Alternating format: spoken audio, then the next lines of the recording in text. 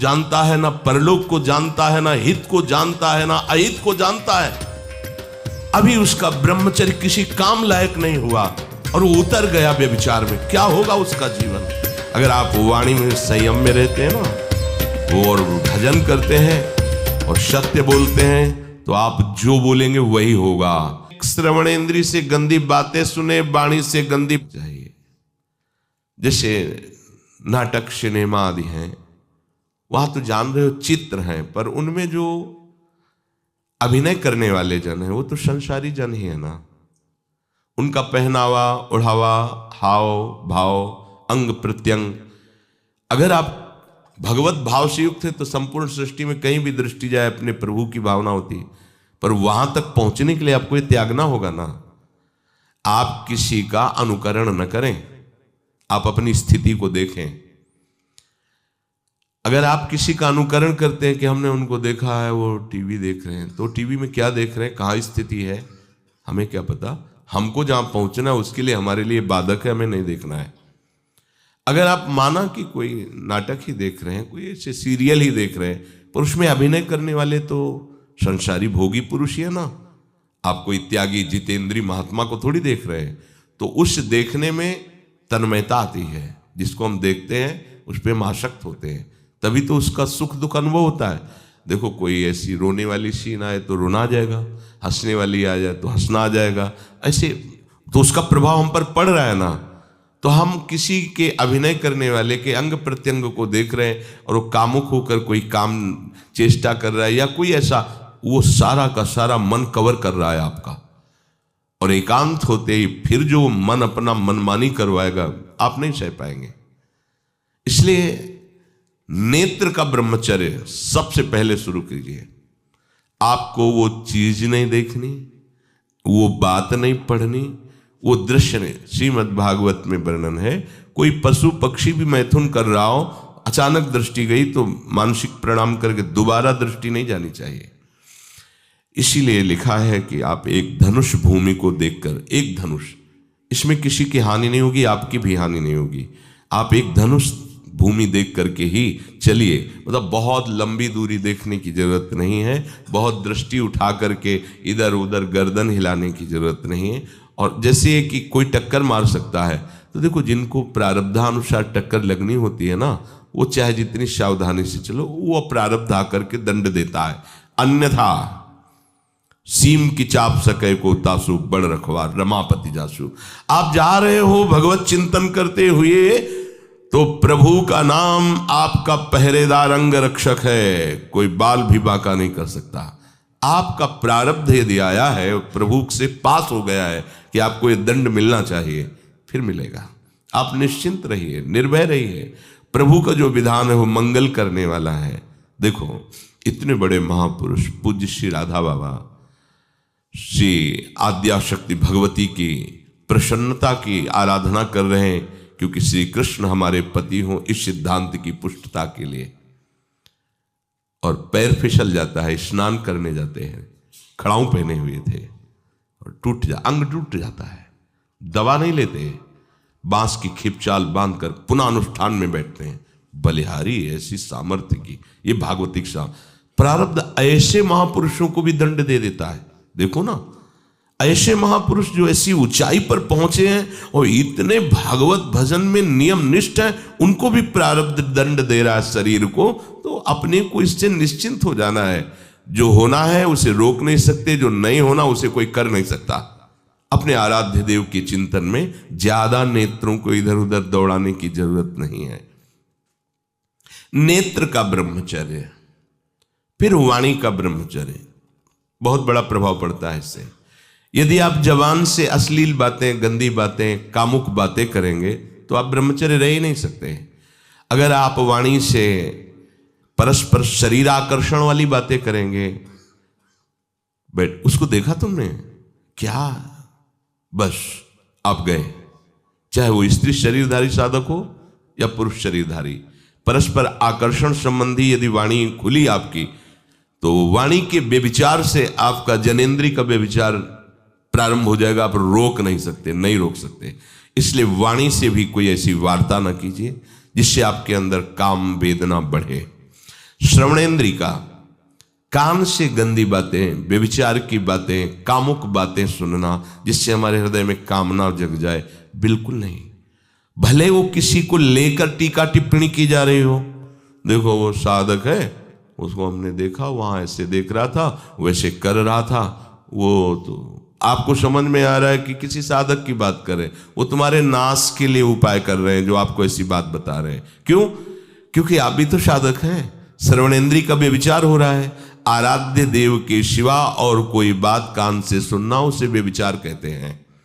इसलिए महाप्रभु कहते श्रवण फूटो जो अन सुनो। ऐसा हमारा अगर कान कुछ और सुने तो फूट जाए, नेत्र कुछ और देखें तो ये नेत्र नष्ट हो जाए, वाणी कुछ और बोले तो मुख हो जाए।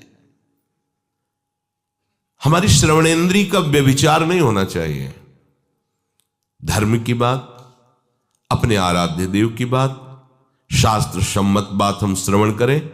अन्यथा अगर कोई ऐसा मित्र है या हमारा साथ में रहने वाला है, कोई किसी भी साधक की को लेकर बात कर रहा है, तो भी हमें कान में उंगली डाले नहीं। हम कोई ईश्वर थोड़ी कि हम किसी को संभाल लेंगे, हम अपने को नहीं संभाल पा रहे, हमारे सामने किसी की बात मत करो। ऐसी करना है तो प्रभु की चर्चा करो, अन्यथा मत करो। तो अगर आप श्रवणेंद्री का ब्रह्मचर्य, वाकेंद्री का ब्रह्मचर्य, नेत्रेंद्री का ब्रह्मचर्य और त्वगेंद्री का ब्रह्मचर्य, अनावश्यक किसी को स्पर्श मत करो। परस्पर विरोधी शरीर को तो भूल कर मत करो। विरोधी शरीर जिससे हमारा पुरुष शरीर है, सामने स्त्री शरीर है, तो किसी भी तरह से सेवा के लिए संकेत करना या किसी भी सेवा के लेन देन में बचाव पक्ष में रहो। यहां रख दीजिए सामान, फिर आप उठा लीजिए। सीधे हाथ में सामान लेना नहीं, सीधे हाथ में सामान देना नहीं, जमीन में रख दीजिए। बहुत पवित्र है तो आप कुर्सी पे जो भी आसन उसका हाथ में लेने का नहीं। परस्पर विरोधी भाव वाले शरीरों का स्पर्श बिल्कुल निषेध है, किसी भी कारण से न किया जाए। मान लीजिएगा ये बहुत मतलब आवश्यक है, यदि आप इसमें चूक कर गए तो धीरे धीरे आप फिसल के वहीं खड़े हो जाएंगे जहां से चढ़ना मुश्किल है। किसी भी साधिका को, किसी भी साधक को परस्पर लेन देन हाथ में नहीं करना चाहिए। मानो हमारी बात, आपको माला देनी, चौकी पे विराजमान करो, हम उठा लेंगे। हमें कोई सामग्री, ये सामान रखिए, आप उठा लीजिएगा। कभी भी कोई भी परस्पर मुस्कुराहट, बातचीत, ऐसे कोई इशारे यदि दिखाई दें तो आप बचो और उसको बचाओ। साधक है, साधिका है, उससे गलती हो सकती है, आपसे भी गलती हो सकती है। आप सत्संग सुनते हैं, आपको लगा कि इसकी मुस्कुराहट, इसकी कुछ चेष्टा ऐसी दिखाई दे रही है जो हमारे अंदर कामुकता पैदा कर सकती है, उसको भी बचाओ और स्वयं बचो तो भगवान आप पर प्रसन्न हो जाएंगे। वो देख रहे हैं अंदर की बात। साधक को बहुत सावधान रहने की आवश्यकता। ये इसको खिलवाड़ मत समझो, इसीलिए कह रहे हैं ये अध्यात्म है, ये परमार्थ है। आपको लगेगा नहीं कि क्या हुआ, मैं कहां भ्रष्ट हुआ, ऐसी जगह खड़े हो जाओगे कि जान भी नहीं पाओगे कि मैं कहां चढ़ रहा था, दोबारा उत्साह भी नहीं आ पाएगा। बात अच्छे से समझ लीजिए। तो हमारी त्वगेंद्री का व्यभिचार ना होने पावे, सहसा किसी का इस पर किसी की भी अगर सेवा करने का सौभाग्य मिले, फिर उसमें ये प्रश्न नहीं उठता। अगर कोई गिर आप पड़ा है, भला ऐसी स्थिति में कि मुझे अत्यंत आवश्यक है उसे उठाना, अगर नहीं उठाते तो वो कष्ट पा रहा, अचानक कोई गिर जाए, फिर हम ये नहीं देखेंगे, फिर ये हम सूत्र नहीं स्वीकार करेंगे कि अब हम तो ब्रह्मचारी हैं, अब हम खड़े खड़े देख नहीं। उसको अत्यंत आवश्यकता है हमारी। अब उस समय हम भूल गए अपने आप को और उसको उठा करके अगर हमें अस्पताल ले जाना, अस्पताल ले जाएंगे, जरूरत है हम उसकी सेवा करेंगे।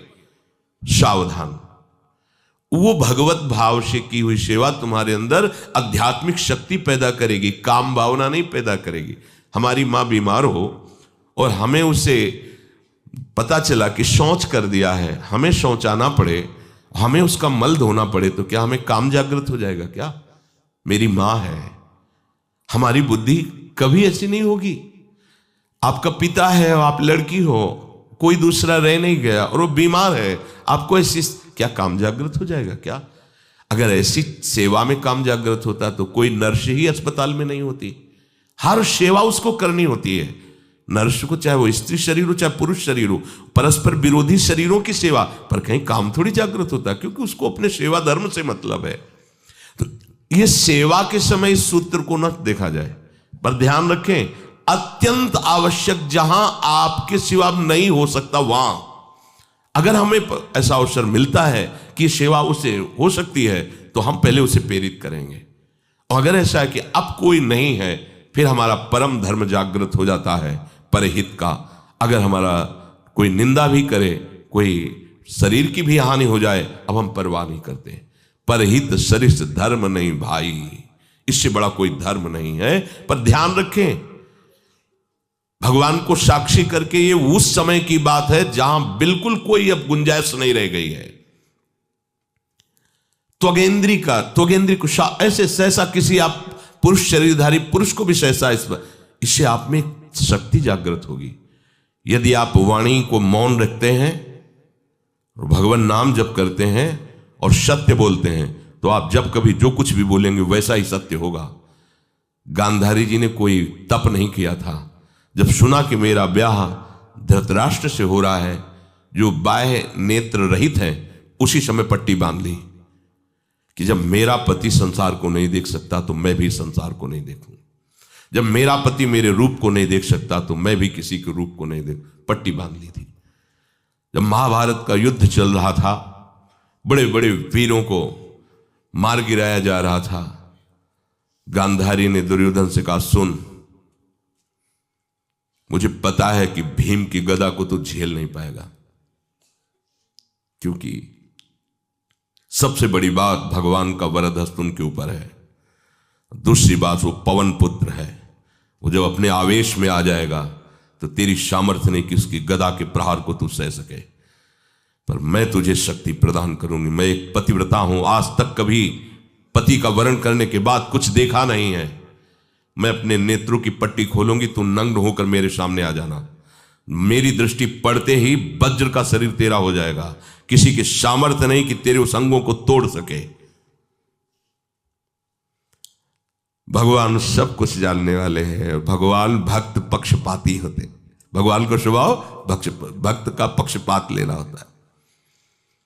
वो अपने महल से कॉरिडोर से जा रहा था गांधारी जी के पास, भगवान आ गए चट से, तो तुरंत उसने हाथ ऐसे लगा लिया। मुझे शर्म आनी चाहिए यार, तो हस्तिनापुर के सम्राट पद पर अभिषिक्त होने के लिए तैयारी कर रहा है, नंगे घूम रहा है गली में। उसने कहा, गली में नहीं, मां के सामने जा रहा है। अरे कोई बच्चा है, ऐसे जाया जाता है मां के सामने? उसने कहा, मां ने कहा है कि हम पट्टी खोलकर तुम्हें देख लेंगे तो तुम्हारा शरीर वज्र का। चलो माना, मां की आज्ञा का पालन करो, थोड़ा इन अंगों को तो ढक लो। अब तुम तो बड़े हो, कोई बच्चे थोड़ी मां के सामने ऐसे चले जाओगे, ढकना चाहिए तुम्हें। वापस कर दिया। वो यहां ऐसे पत्तों से ढका, वस्त्र नहीं पहना, मां की आज्ञा ऐसे पत्ते से ऐसे कमर से ऐसे ढक लिया, पीछे आगे ऐसे। गांधारी जी ने पट्टी खोली और जे ही देखा पूरा शरीर वज्र का हो। तो ये क्या किया तूने, कमर में क्यों बांध लिया? बोले शर्म लगती थी। कैसे आपके? बोले यहीं से मारा जाएगा। भीम की गदा का प्रहार तेरी इसी जंघा और कमर को तोड़ देगा, तेरी मृत्यु। मान गई, प्रभु के विधान के आगे किसी का बल काम नहीं करता। गांधारी, ये केवल आंख में पट्टी बांधने की सामर्थ्य थी कि मेरा पति यदि अंधा है तो मैं भी किसी रूप को नहीं देखूंगी।